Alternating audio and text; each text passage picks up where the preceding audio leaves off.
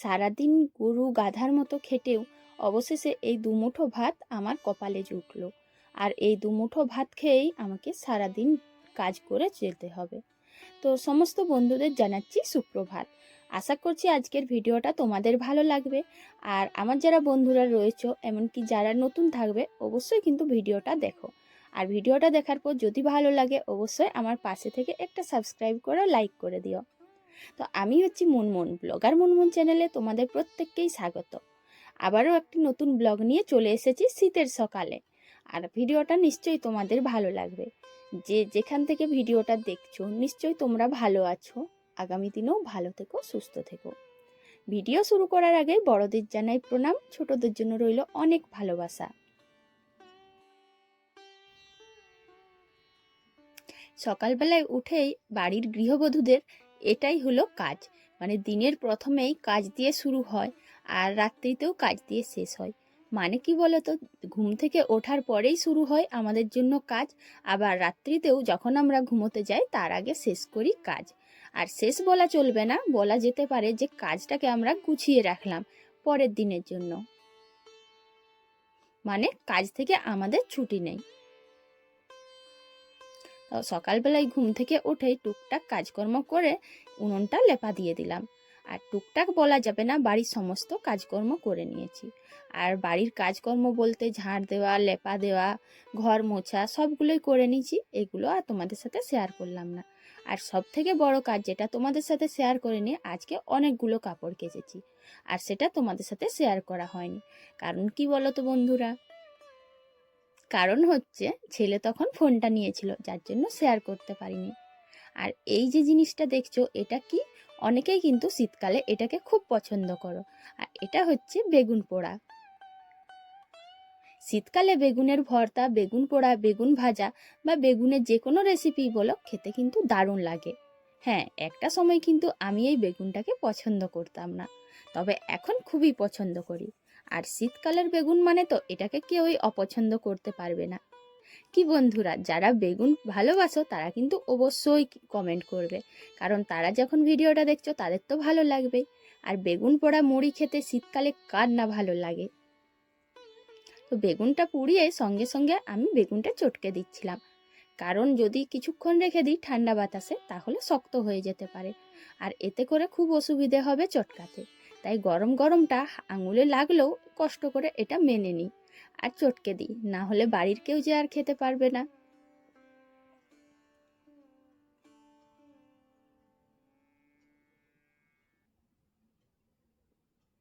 সকালের কাজকর্মগুলো করে আমাদের যখন মুড়ি খাবার সময় হয়ে গেছে, তখন দেখলাম যে না, আজ একটু বেগুন পোড়ানো যাক।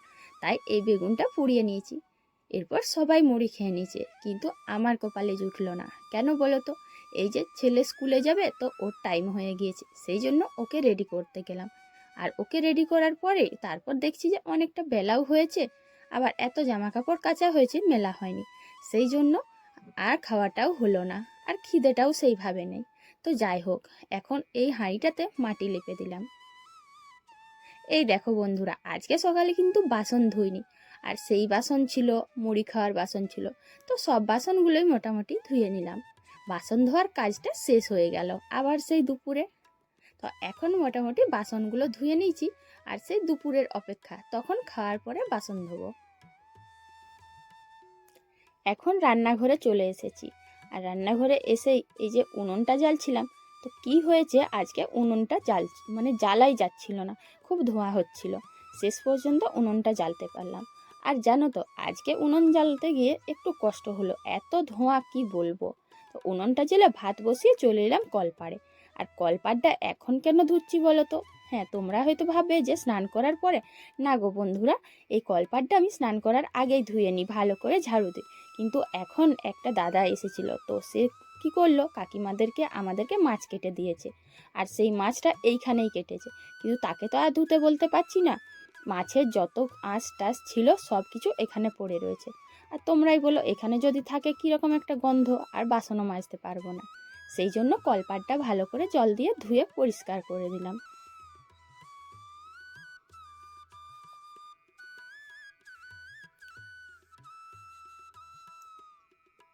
এখন চলে এসেছি আমি সর্ষে নিয়ে, আর সর্ষের তরকারি করব, সেই জন্য সর্ষেটা আগে থেকে ভেজানো ছিল।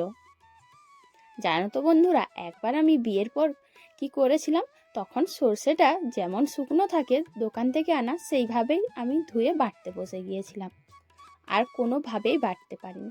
তো সেই প্রথম দিন আমার এতটা কষ্ট লেগেছিল, তখন মনে হয়েছিল যে শিলনোড়া আমার পক্ষে না, আমার পক্ষে সম্ভবই না, কোনোদিনই বাটতে পারবো না। কিন্তু বাস্তব পরিস্থিতি, সংসার জীবন একটা গৃহবধূকে কত কিছু মানিয়ে নিতে সাহায্য করে। এই যে দেখো, আজ এতটা সর্ষে, এতটা বলতে কাকিমাও আমাকে বললেন একটু দিতে, সেই জন্য বেশি করে নিয়েছি। তো কাকিমার আমাদের এতটা সর্ষে আমি 5 মিনিটও লাগলো না, বেটে দিলাম। সময় পরিস্থিতি সব পাল্টে যায়, আর এখন বাটতে গেলে একটুও মন খারাপ লাগে না, আর সিলে বাটা মশলা খেতে দারুণ লাগে।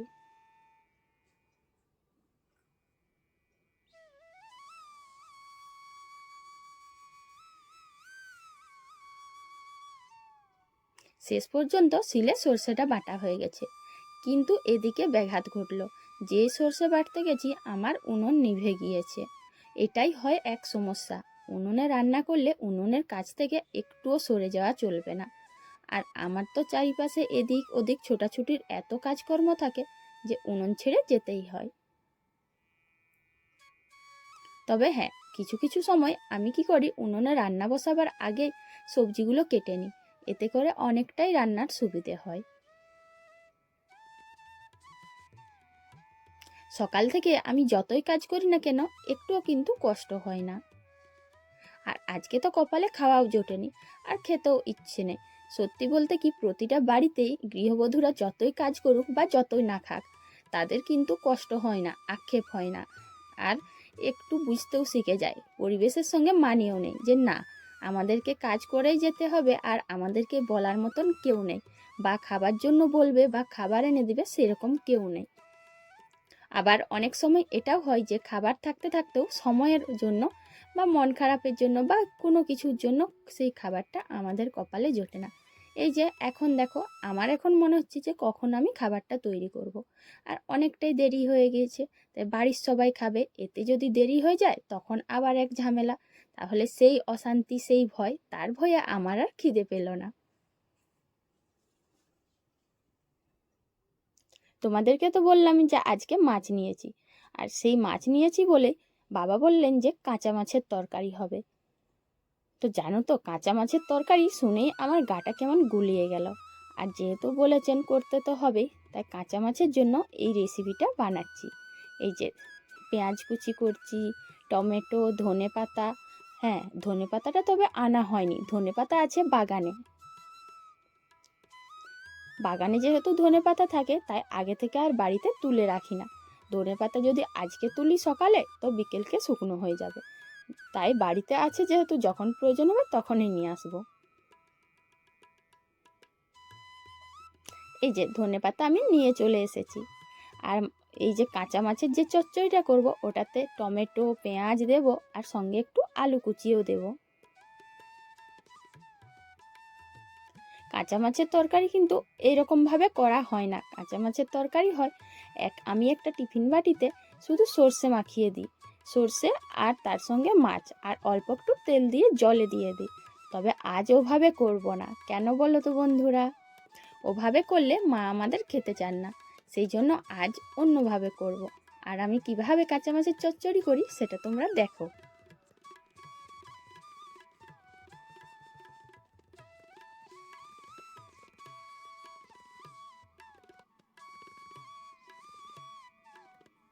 মেয়েদের জীবনটা বড্ড অদ্ভুত। এই যে শ্বশুর বাড়িতে সারাদিন যতই কাজ করো, যতই না খাও, কোনো সমস্যা নেই, কেউ বলারও নেই, আবার কেউ কিছু করারও নেই। আর বাপের বাড়িতে হলে মায়ের ওপর কত রাগ অভিমান দেখানো হয় যে মা এই খাবারটা খাবো, ওটা দাও, বা সময়ে এটা দিলে না, ওটা দিলে না, এখন অনেক দেরি হয়ে গেল। কিন্তু এখানে আমাদের বলার জন্য না মুখ ফোটে, আর না অন্য কিছু, আর শুধু চোখ দিয়ে জল বেরিয়ে আসবে, আর মনের মধ্যে কষ্ট থাকবে, আর মা বাবাকে খুব মিস করব। কি ঠিক বললাম তো? হ্যাঁ, এটাই হচ্ছে আমাদের শ্বশুর বাড়ি, যেখানে শুধু সারাদিন গরু গাধার মতো খেটে যাও, আর সবার সব চাহিদা পূরণ করো। মাছটা ভেজে তুলে নিয়েছি। আর এখন কড়াইয়ের মধ্যে দিয়ে দিলাম আলু। আলুটা ভাজতে দিয়েছি। অল্প একটু ভেজে নিলে দেখবে আলুটা আর ঘাঁটা হবে না। যে কোনো সবজিতেই, বিশেষ করে যখন এই মাছ চচ্চড়ি বা অন্য কোনো চচ্চড়ি করা হবে, তখন যদি আলুটা আমরা একটু ভেজে নিই তাহলে আলুটা আর একদম ঘাঁটা হবে না। আর এই দিকে দেখো, যেই না মাছের গন্ধ পেয়েছে আমাদের বেড়াল ছানা এসে বসে রয়েছে। আমি যদি রান্নাঘর থেকে একটু উঠে যাই তাহলে সুযোগ বুঝে খেয়ে নিবে। মাছ চচ্চড়ির মেনুগুলো তোমরা তো দেখেই নিলে। সব আমি কুচি কুচি করে একটা থালার মধ্যে রেডি করে রেখেছি, যাতে করে সময়ে আমাকে না ছুটতে হয়। আলু আর রসুন একসঙ্গে ভাজতে দিয়েছি। হ্যাঁ, রসুনটা অনেকেই হয়তো পরে খায়, তবে মায়ের যেহেতু গন্ধ লাগে সেই জন্য আলুর সাথেই ভাজতে দিয়ে দিচ্ছি।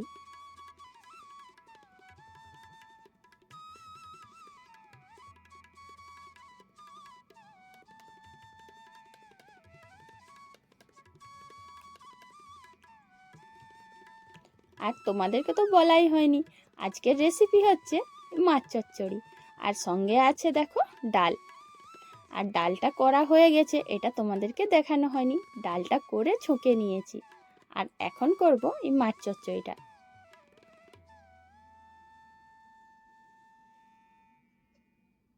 আলুটা ভাজার পরে টমেটো দিয়ে দিলাম। টমেটোটা অনেকে অনেক আগেও দেয়, তো আগে দেওয়া যায়, কিন্তু আমি দিলাম না, আমি আজ একটু পরেই দিলাম। পুরো টমেটোটা যদি আগে দিতাম তাহলে অনেকটাই ঘাঁটা হয়ে যেত, আর ঘাঁটা ঘাঁটা টমেটো মাছ চচ্চড়ির খেতে একদমই ভালো লাগে না।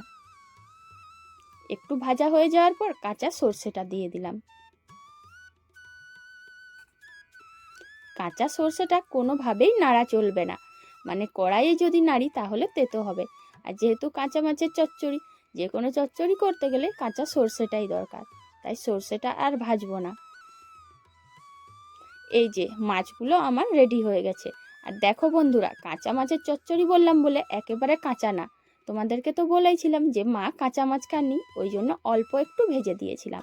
এখন মাছগুলো সর্ষের মধ্যে দিয়ে ধনেপাতাটা দিয়ে দিচ্ছি।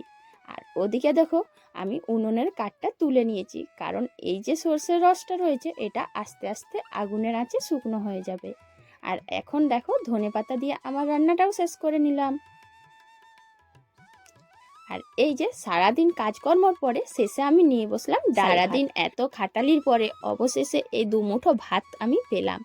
আসলে এই দুমুঠো ভাতও পাচ্ছি, তাও আবার অনেক বেলাতে। আজ অনেক বেলা হয়ে গেছে, আর এই দুমুঠো ভাত আমি খেয়ে করে যাব বাগানে। সেখানে জল দিতে হবে বাগানের গাছগুলো। আজ একটুও জল দেওয়া হয়নি, একটুও তাদের সাথে দেখা করা হয়নি। তো আজ আর মন মানছে না, তাদের কাছে যেতেই হবে। তাই তাড়াতাড়ি আমি ভাতগুলো খেয়ে এখন তাদের কাছে যাব। আর আজকের ব্লগটা এখানেই শেষ করছি। কাল আবার একটা নতুন ব্লগ নিয়ে তোমাদের সঙ্গে চলে আসবো। তো টাটা, কাল আবার